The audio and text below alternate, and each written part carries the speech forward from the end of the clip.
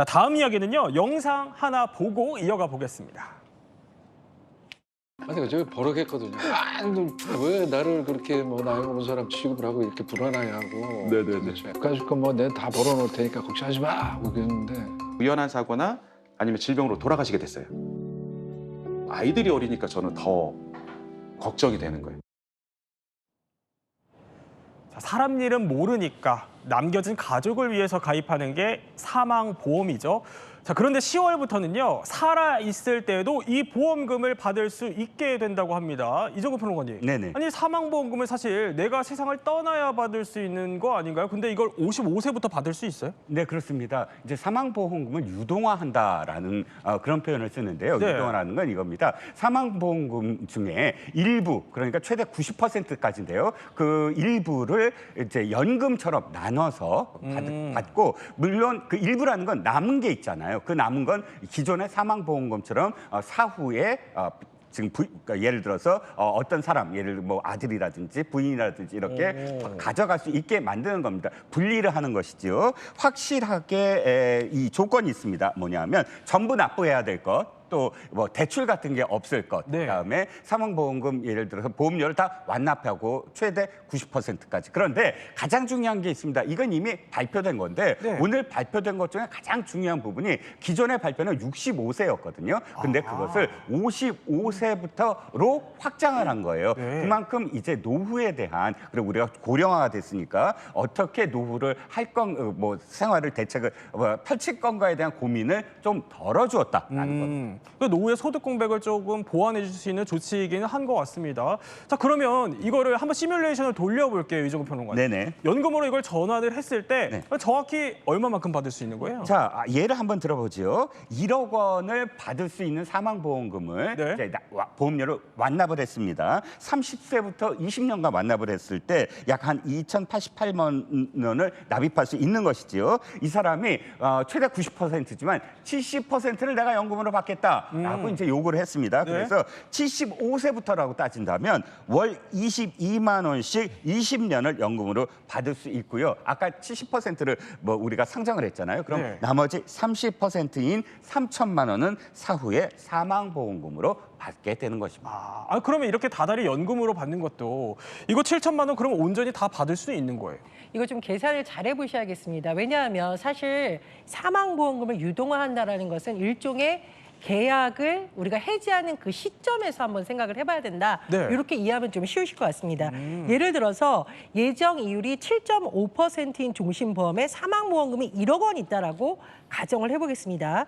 75세의 20년 수령 조건으로 70%를 내가 받겠다라고 하면, 즉 유동화한다라고 하면 현금 총 수령액은 5,358만 원이고 사망보험금은 3천만 원입니다. 그래서 우리가 단순히 계산을 하는 것이 아니라 네. 어느 시점에 받느냐 이것을 잘 봐야 되는 거고요. 따라서 연금으로 전환하는 시점이 빨라질수록 수령하는 연금 총액은 적어질 수 있다. 이렇게 계산이 됩니다. 자, 그런데 홍정섭 변호사님, 추가로 궁금한 게 하나 이게 생겨요. 그럼 만약에 내가 연금으로 받으려고 이걸 전환을 했는데 혹시 이거 다 못 받고 사망하면 이 남은 연금액은 어떻게 되는 거예요? 당연히 저기 남아 있는 금액은 받을 수가 있는 것이죠. 이게 어쨌든 간에 사망 시에 수령하게 되는 그 사망 보험금을 기준으로 설정이 되고 실행이 되는 것이기 때문에 네. 그 안에서 만약에 본인이 연금을 받다가 중간에 돌아가시더라도 나머지 돈에 대해서는 또 계산 과정을 거쳐서 상속인들에게 또 상속이 되게 돼 있습니다. 자, 오늘 이게 발표가 됐어요. 주변 분들 혹시 반응이 어떻습니까? 일단 저의 지인들이 고민하는 건 이거거든요. 네. 노후에 어떻게 할 건가, 그리고 퇴직금을 어떻게 지금 운영하고 있나, 그리고 이 노후에 대해서 연금들을 어떻게 지금 구성하고 있느냐. 그런데 사실 그건 아주 많은 어떤 경우는 아니고요. 일부는 굉장히 어려움을 호소하는 사람들도 있어요. 그래요? 그러니까 이렇게 사망보험금을 유동화할 수 있다고 한다면 아까 22만 원이라고는 했지만 네. 그러나 그 22만 원이 굉장히 큰 돈이 될 수가 있거든요. 65세 이후에는. 네. 그렇기 때문에 상당히 반기는 사람들이 더 많은 것 같습니다. 정리해 보는 건 어때요?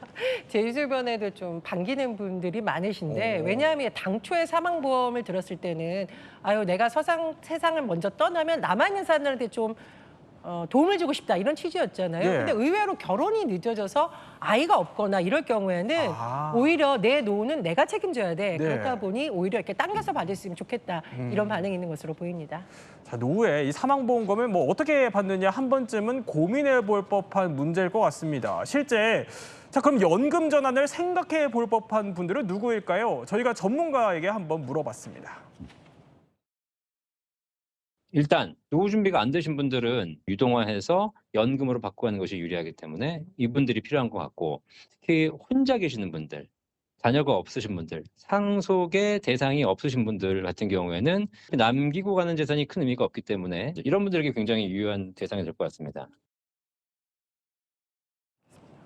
그렇다면 연금으로 전환을 할 때 한 번쯤 따져봐야 할 내용도 있겠죠. 뭐가 있을까요?